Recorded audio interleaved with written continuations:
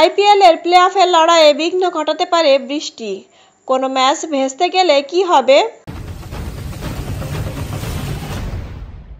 আইপিএলের লিগ পর্বের সব ম্যাচ শেষ। বৃহস্পতিবার থেকে শুরু হচ্ছে প্লে অফ পর্ব। তবে গোটা ভারতেই সময়ের আগে বর্ষা ঢুকে যাওয়ায় সমস্যায় পড়েছে বোর্ড।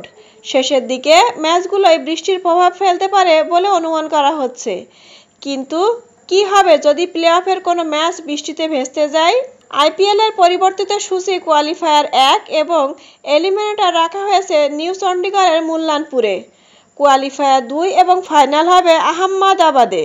আইপিএলের নিয়ম অনুযায়ী ফাইনাল ছাড়া বাকি কোনো ম্যাচ রিজার্ভ ডে নেই। দুটি কোয়ালিফায়ার এবং এলিমিনেটরের মধ্যে কোনো ম্যাচ বৃষ্টিতে ভেস্তে গেলে পয়েন্ট তালিকায় যে দল আগে শেষ করেছে তাদেরই বিজয়ী হিসেবে ঘোষণা করা হবে। অর্থাৎ বৃহস্পতিবার প্রথম কোয়ালিফায়ার পাঞ্জাব বনাম বেঙ্গালুর ম্যাচ যদি বৃষ্টিতে ভেস্তে যায় তাহলে পয়েন্ট তালিকায় আগে শেষ করার কারণে পাঞ্জাব সরাসরি ফাইনালে উঠে যাবে। বেঙ্গালুরুকে দ্বিতীয় কোয়ালিফায়ার খেলতে হবে। তেমনি এলিমিনেটরে গুজরাট মুম্বাই ম্যাচ বৃষ্টিতে ভেস্তে গেলে দ্বিতীয় কোয়ালিফায়ারে যোগ্যতা অর্জন করবে গুজরাট, কারণ পয়েন্ট তালিকায় তারা মুম্বাইয়ের আগে শেষ করেছে।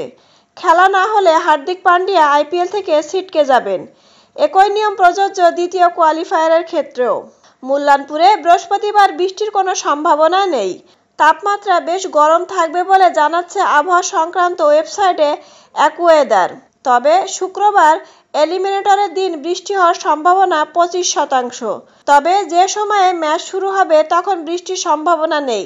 আহমেদাবাদে দ্বিতীয় কোয়ালিফায়ার এবং ফাইনাল কোনো দিনই বৃষ্টির সম্ভাবনা নেই। তবে ফাইনালের ক্ষেত্রে পরের দিনটি রিজার্ভ ডে হিসেবে রাখা হয়েছে।